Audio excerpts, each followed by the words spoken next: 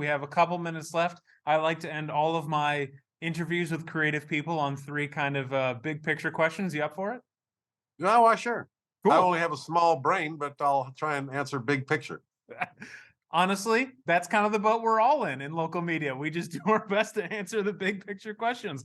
We touched on some of these themes already, but I just love to ask these again. Obviously, you've had a couple places that could qualify as your hometown. We talked about the influence of, Middle Eastern music, but, if you had to sort of put, one unusual thing or one specific thing about how your hometown affected you as a musician and as a person, what would that be? Beirut is where I got, Beirut, Lebanon is where I got my secret sauce.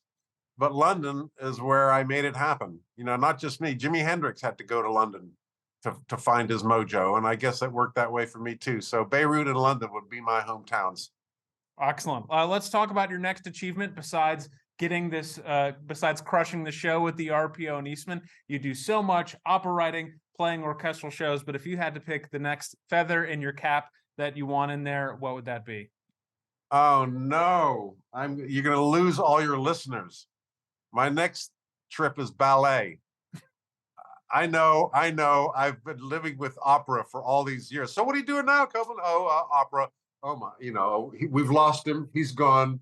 I can, opera. At least I can explain to you that music and picture go together really well. And an opera company is a resource. They have a theater, they have an orchestra in the pit, they have these incredibly talented, skilled singers, and I'll go there.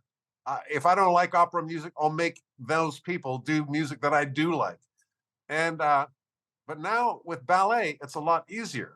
And when you say ballet, I'm not so much thinking of pirouettes and people in tutus. I'm thinking of those cool dance moves I see on Instagram. These Chinese high school class or Korean, where they just figure out this incredible choreography. And I like that stuff. I'd like to write music for that. Now, to get the Rochester Phil and orchestras of that caliber to play that ballet, I'm going to have to call it ballet, even though modern dance might be a more accurate description. But in the same way that the opera company is where that talent and those resources reside, ballet, unfortunate word, is where those cool dance moves. I mean, the modern ballet dancers can do that cool stuff. Last one. Do you have any advice for aspiring drummers or composers? Broaden your musical input. Listen. Drink it up and learn from everything, but not just one thing. Everything's so microcast these days. You find your radio station, it plays one kind of music. In fact, on Sirius XM, some of the stations play one band. I love Fish. I love Pearl Jam, but I mean, come on. I mean, I'm going to have to turn away from that station.